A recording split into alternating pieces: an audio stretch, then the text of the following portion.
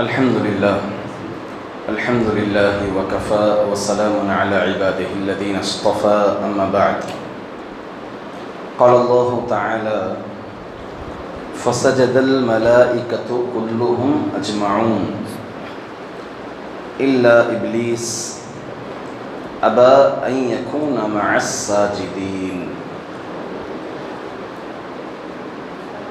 قال يا إبليس ما لك ألا تكون مع الساجدين قال لم أكن لأسجد لبشر خلقته من صلصال من حمأ مسنون۔ چنانچہ تمام فرشتوں نے سب کے سب نے سجدہ کر لیا مگر ابلیس کے، اس نے سجدہ کرنے والوں میں شمولیت کرنے سے انکار کر دیا۔ اللہ تعالیٰ نے فرمایا اے ابلیس تجھے کیا ہوا کہ تو سجدہ کرنے والوں میں شامل نہ ہوا؟ وہ بولا کہ میں ایسا نہیں کہ اس انسان کو سجدہ کروں جسے تو نے کالی اور سڑی ہوئی کھنکھناتی مٹی سے پیدا کیا ہے۔ معزز حاضرین، میں نے آپ کے سامنے سورۃ الحجر کی 4 آیتیں تلاوت کی۔ یہ واقعہ قرآن کریم میں تقریباً 7 سے 8 مقامات پر ہے۔ کون سا واقعہ؟ سجدے کا۔ اللہ تعالیٰ نے آدم علیہ السلام کو منایا، پھر فرشتوں کو حکم دیا، فرشتوں کے ساتھ ابلیس تھے، ابلیس کو بھی حکم دیا تو فرشتوں نے سجدہ کیا اور ابلیس نے سجدہ کرنے سے انکار کر دیا۔ تو بہرحال اس میں 2 پہلو سے بات کر سکتے ہیں۔ ایک پہلو یہ ہے کہ شیطان نے سجدہ کیوں نہیں کیا، کیا مٹی افضل ہے یا آگ افضل ہے، یہ صورت ایک ہے۔ دوسری صورت یہ ہے اللہ نے فرشتوں کو اور ابلیس کو حکم دیا کیا کرنے کے لیے؟ آدم کو سجدہ کرنے کے لیے۔ تو یہ سجدہ کون سا سجدہ تھا؟ کیا ہم بھی کسی کی تکریم کے لیے، کسی کی عزت کے لیے دوسروں کو سجدہ کر سکتے ہیں؟ سوال۔ اسی طرح کل ہم نے پڑھا سورہ یوسف، پورا واقعہ۔ یوسف علیہ السلام نے خواب میں دیکھا کہ اے ابا 11 ستارے، ایک چاند اور سورج مجھے سجدہ کر رہے ہیں۔ تو بہرحال والد نے روکا، یوسف علیہ السلام نے بتا دیا۔ آخرکار پورا واقعہ راؤنڈ آخر میں کیا ہوا؟ جب یوسف علیہ السلام کے پاس یعقوب علیہ السلام، ان کی ماں اور ان کے 11 بھائی ایک ساتھ آئے تو سجدہ کیے۔ فلما دخلوا على يوسف آوى إليه فلما دخلوا على يوسف أبويه وقال ادخلوا مصر إن شاء الله آمنين ورفع أبويه على العرش وخروا له سجدا۔ تو اس میں یہ ذکر ہے کہ یعقوب علیہ السلام، ان کی اہلیہ اور 11 بھائی سجدے میں گرے یوسف علیہ السلام کے سامنے۔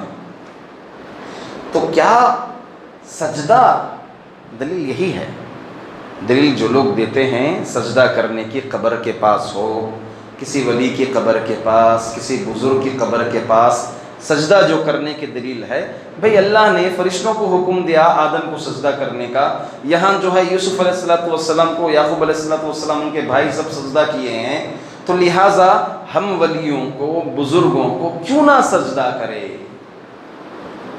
تو اب یہ سجدہ کون سا سجدہ تھا، یہ سوال ہے یہاں پر۔ تو کیا جب یہ سجدے کا ذکر ہے تو کیا ہماری شریعت میں بھی یہ سجدے کا حکم ہے؟ یہ 2 سوالات ہیں یہاں پر۔ چلیے ہم سجدے سے بات شروع کرتے ہیں، گرچہ میں تفصیلی پہلو سے نہیں بات کر رہا ہوں، آج مکمل سجدے کے پہلو پر بات کر رہا ہوں میں۔ سجدہ کسے کہتے ہیں؟ لغت میں سجدہ کہتے ہیں جھکنے کو۔ شریعت میں یہ 7 اعضاء کو زمین پر ٹیکنے کو سجدہ کہتے ہیں، پورے خشوع و خضوع کے ساتھ، عاجزی و انکساری کے ساتھ، کیا ہیں 7 اعضاء؟ 2 جی 4 اور انگلیاں اور پیشانی ناک. یہ 7 اعضاء کو ٹیکنے کا نام عاجزی و انکساری کا نام کیا ہے؟ سجدہ ہے. کتنی قسمیں ہیں سجدے کی؟ نمبر 1، پہلا سجدۃ الصلاۃ، نماز کا سجدہ، جسے ہم ہر رکعت میں 2 سجدے کرتے ہیں، ہے نا، عام سجدہ ہو گیا. اس کو کہتے ہیں سجدۃ الصلاۃ، نماز کا سجدہ. یہ نماز کا ایک رکن ہے. اگر یہ چھوٹ گیا تو آپ کی رکعت نہیں ہوئی، اگر آپ کی رکعت نہیں ہوئی تو آپ کی نماز نہیں ہوئی. تو سجدہ، سجدۃ الصلاۃ، نماز کا سجدہ، نماز کے ارکان میں سے ایک رکن ہے. پہلی قسم ہو گئی. دوسرا سجدہ ہے سجدہ سہو، سجدۃ السہو کہتے ہیں عربی زبان میں اس کو. سہو کے معنی ہوتے ہیں، سہو کے معنی بھولنا، بھولا ہوا سجدہ، مطلب بھولنے کا سجدہ. اگر یہ بھی نماز ہی میں ہوتا ہے، اگر ہم نماز میں کسی رکن میں خلل کر دیے، پھر وہ رکن دہرا دیے، یا کسی واجب میں غلطی کر دیے، کوئی واجب ہم سے چھوٹ گیا، تو ایسی صورت میں آخر میں سلام سے پہلے 2 سجدے کیے جاتے ہیں. اس کو سجدے سہو کہتے ہیں.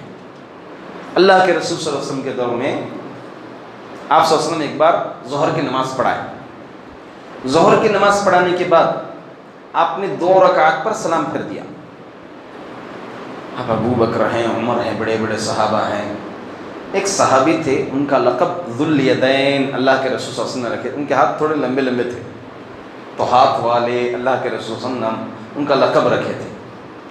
تو وہ ڈائریکٹ بولے اقصرت الصلاۃ ام نسیت یا رسول اللہ، اللہ کے رسول آپ جو ہے نماز شارٹ کر دیے یا پھر بھول گیا.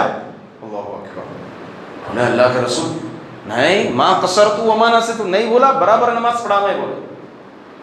اللہ اکبر. صحابہ سے جب موافقہ لیے تو کہا کہ ہاں آپ نے 2 رکعت پہ سلام پھیرا ہے. تو پھر اللہ کے رسول صلی اللہ علیہ وسلم اٹھے، 2 رکعت دہرائے، تشہد میں بیٹھے، سجدے سے پہلے آپ نے 2 سجدے کیے، جسے سجدے سہو کہتے ہیں. 2 سجدے کر کے پھر آپ نے کیا کیا؟ سلام پھیرا.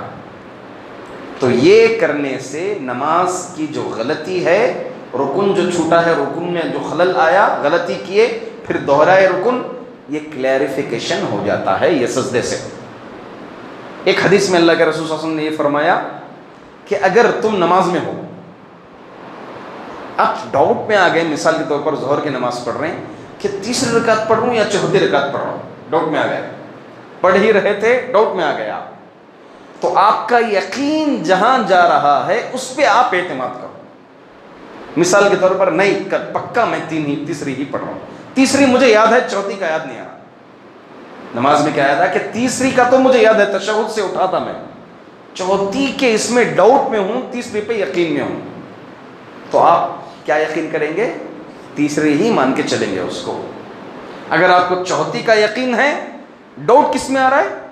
3ری میں آ رہا ہے، تو آپ 4تھی مان کے چلیں گے اس کو، 4تھی مان کے چلیں گے آپ. پھر آپ کیا کریں گے؟ تشہد میں سلام سے پہلے 2 سجدے کریں گے، پھر سلام پھیریں گے. یہ سجدے سہو ہے. آپ کی نماز کا یہ جو خلل، یہ ظن ہے نا، یہ پورا کلیئر کر دیتا ہے. سجدے سہو کہتے ہیں اسے. یہ دوسرا سجدہ ہو گیا. تیسرا سجدہ ہے سجدہ تلاوہ، سجدۃ التلاوہ، تلاوت کا سجدہ. جیسے آج ہم نے پہلے رکعت میں کیا، پرسوں 9ویں پارے میں کیا. یہ تقریباً قرآن کریم میں 15 مقامات پر ہے. کتنے سجدے ہیں؟ یہ 15 سجدے ہیں. ہماری تراویح میں اب تک کتنے ہوئے؟ 2 ہوئے. بہت اچھے، 2 سجدے ہو گئے اب تک. تو یہ ہم جب تلاوت کر رہے ہیں یا تلاوت سن رہے ہیں، واجب نہیں ہے بلکہ کیا ہے؟ مستحب ہے یہ سجدہ تلاوت کرنا. اگر حافظ قرآن ہے، سبق یاد کر رہا ہے، اب وہ سجدہ تلاوت کا مقام جو ہے 15 بار پڑھتا ہے وہ، تو کیا 15 مرتبہ سجدہ کرے گا وہ؟ نہیں. حافظ قرآن کے لیے کوئی مسئلہ نہیں ہے، یاد کرنے والا ہے یا قرآن سنانے والا ہے، کوئی ضروری نہیں. اگر کر لیتا ہے بہتر ہے، مگر سبق یاد کرتے وقت وہ 15 مرتبہ دہرائے گا سجدے کو، نہیں، یہ مناسب نہیں ہے. البتہ سننے والا یا پھر پڑھنے والا جب تلاوت کرتے ہوئے چل رہے ہیں ہم قرآن کریم کی، تو ایسی صورت میں یہ سجدہ کرنا سجدہ تلاوت کہلاتا ہے. یہ سجدہ خاص طور سے ایک ایسا مقام ہے جو رب سے سب سے زیادہ بندہ قریب ہوتا ہے. سجدہ یہ ایک ایسی حالت ہے رب سے بندہ جو ہے قریب رہتا ہے. جب بندہ اس سجدے کی حالت میں، نفل سجدے میں، خاص طور سے نفل نمازوں کے سجدے میں جو دعا کرتا ہے وہ دعا قبول ہوتی ہے. 3 ہو گئے. چوتھا سجدہ سجدہ شکر. جیسے آپ کو اچانک فون آیا کہ PhD میں سیٹ مل گئی، فون آیا کہ آپ کا جاب لگ گیا، فون آیا کہ آپ کو کسی میں کامیابی مل گئی، کوئی خوشخبری مل گئی. نوجوانوں کو فون آ گیا کہ رشتہ ہو گیا، فوری کیا کریں گے؟ یہ سجدہ شکر کر سکتے ہیں. بندہ بطور شکر، اللہ کا شکر بجا لانے میں، اس خوشی میں شکر کے طور پر ایک سجدہ کر سکتا ہے. اس میں ضروری ہے کہ قبلہ رخ ہو. کیا ہو؟ قبلہ رخ ہو، اور جو مقام ہے وہ جگہ صاف ہو. ایسا نہیں کہ کہیں بھی ہے کھڑے ہو گیا سجدہ کرنے لگ گیا، نہیں، قبلہ رخ ہونا، جگہ صاف رہنا، بس. یہ کتنے قسم ہو گئے؟ 4. پانچویں قسم سجدہ دعا. ایک بندہ دعا کر رہا ہے، دعا کرتا کرتا جو ہے زیادہ گہرائی میں جا کر کے سجدے میں گر جاتا ہے دعا کرنے کے لیے. اس کو کیا بولتے ہیں؟ سجدۃ الدعا. یہ جائز نہیں ہے، یہ جائز نہیں ہے، کیونکہ حدیث سے یہ طریقہ نبی کریم صلی اللہ علیہ وسلم کا منقول نہیں ہے. کئی لوگ غلطی کرتے ہیں، کئی لوگ غلطی کرتے ہیں، دعا کرتے کرتے کیا کرتے، سیدھا سجدے میں چل جاتے ہیں دعا کی حالت میں. یہ جائز نہیں ہے. یہ ہو گئے 5 قسمیں. 4 جائز ہیں، 5واں جائز نہیں ہے. 6 سجدۃ التکریم. عزت کے طور پر جو سجدہ کیا جاتا ہے، کیا یہ سجدہ جائز ہے؟ دلیل: ایک، اللہ نے فرشتوں کو حکم دیا آدم علیہ السلام کو سجدہ کرنے کا. ایک دوسری دلیل یوسف علیہ السلام کے لیے یعقوب علیہ السلام اور ان کے فرزندان 11 اور بیوی نے سجدہ کیا. دونوں دلیلیں ہیں سجدے تکریم کے لیے. اس کو سجدے تکریم بھی کہتے ہیں، سجدے تحیہ بھی کہتے ہیں. عربی زبان میں کہتے ہیں سجدے تحیہ. جیسے ہمارے پاس السلام علیکم ہے نا، ویسے تسلیم اس دور میں، یوسف علیہ السلام کے دور میں تسلیم کا طریقہ وہ تھا، مفسرین لکھتے ہیں. تو بہرحال شریعت میں قرآن جیسا ایک دلیل ہے، حدیث جیسے ایک دلیل ہے، قیاس جیسے ایک دلیل ہے، اجماع جیسے ایک دلیل ہے. ایک اور دلیل کا نام ہے شرع من قبلنا. پرانی شریعت کیا ہمارے لیے دلیل ہے یا دلیل نہیں ہے؟ بولی، ہے نہیں ہے؟ تو اس کا مطلب حضرت ابراہیم علیہ السلام نے قربانی تو سنت ابراہیم بول کر کرتے ہیں. حضرت ابراہیم علیہ السلام کی ضیافت ہے، اس میں علماء کرام آداب ذکر کرتے ہیں کہ مہمان نوازی کیسے کرنا چاہیے، تو دلیل بن گئی ہمارے لیے. کیا بولیں گے آپ لوگ؟ حضرت ابراہیم علیہ السلام آئیڈیل نمونہ، ان کی زندگی. اللہ تعالیٰ نے نبیوں یوسف ایک منٹ یوسف علیہ السلام کی یا حضرت ایوب علیہ السلام کی طرح صبر، ان کی دعا ہمیں سکھائی. حضرت آدم علیہ السلام کی دعا ہمیں سکھائی. نوح علیہ السلام کی دعا سکھائی. کیا بول رہے ہیں جی؟ ہاں، یہاں بولتا ہوں، دیکھیے، شرع من قبلہ، پرانی شریعت کیا ہمارے لیے دلیل بن سکتی ہے؟ نہیں بن سکتی ہے. یہ ایک مسئلہ ہے. اس میں جملے اچھی طرح سے سن لیں. اگر پرانی شریعت کو ذکر کر کے قرآن اور سنت میں ہماری شریعت خاموش رہتی ہے تو یہ ہمارے لیے دلیل ہے. پرانی شریعت کا ذکر کر کے قرآن اور سنت میں ہماری شریعت خاموش رہتی، یعنی اس کی نکیر نہیں کرتی، تو یہ کیا ہو گئی؟ ہمارے لیے دلیل ہو گئی. بلکہ کچھ مقامات پر ابھارا جاتا ہے، تو یہ کیا ہو گئی ہمارے لیے؟ دلیل ہو گئی۔ اور اگر پرانی شریعت کا بھی ذکر ہے، ہماری شریعت کا بھی یہاں پر ہمیں آرڈر ہے، اس کے بالکل اپوزٹ میں ہے، تو ہمارے لیے یہ دلیل نہیں ہے۔ جیسے اللہ تعالیٰ نے کہا فَاسْجُدُوا، بولیے فَاسْجُدُوا لِلَّهِ وَاعْبُدُوا، اللہ کے لیے سجدہ کرو اور اللہ کی عبادت کرو۔ قُلْ إِنَّ صَلَاتِي وَنُسُكِي وَمَحْيَايَ، إِنَّ صَلَاتِي، نماز میں سجدہ آ گیا، نماز میں کیا آ گیا؟ سجدہ آ گیا۔ وَارْكَعُوا مَعَ الرَّاكِعِينَ وَاسْجُدُوا، اللہ تعالیٰ جہاں بھی بولا ہے یہ سجدہ صرف اور صرف اللہ تعالیٰ کے لیے ہی ہے، سجدہ عبادت، سجدہ تکریم ہماری شریعت میں جائز نہیں ہے۔ آخری ایک دلیل، اللہ کے رسول صلی اللہ علیہ وسلم کے پاس حضرت معاذ رضی اللہ تعالیٰ نے ایک جگہ پر مقام پر دیکھا کہ لوگ جو ہے ان کے بادشاہ کو سجدہ تکریم کر رہے تھے، جھک جھک کر کے آئے، آ کر کہا کہ اللہ کے رسول یہ ان کے لیے ہے، تو آپ تو ہمارے امیر آپ ہیں، کیوں نہ آپ کے لیے ہو جائے؟ تو اللہ کے رسول صلی اللہ علیہ وسلم نے منع فرمایا۔ تو معلوم یہ ہوا جب زندے پورے انبیاء کے سردار، پورے ولیوں کے ولی، سب سے بڑے ولی کون؟ محمد صلی اللہ علیہ وسلم، زندہ ہوتے ہوئے انہوں نے اپنے لیے سجدہ کرنے سے منع فرمایا، تو بدرجہ اولا مردے کو سجدہ کرنا جائز نہیں ہے بلکہ حرام ہے اور شرک ہے۔ اللہ تعالیٰ سے دعا ہے کہ اللہ تعالیٰ ہم تمام کو توحید پر قائم رکھے، اللہ تعالیٰ کے لیے سجدہ اور رکوع کرنے کی توفیق عطا فرمائے۔ اللہ ہماری عبادات، ہماری نمازیں، ہمارے روزے، ہمارے زکوٰۃ، ہمارے فطر وغیرہ اللہ تعالیٰ قبول فرمائے۔ آمین۔ وآخر دعوانا ان الحمد للہ رب العالمین۔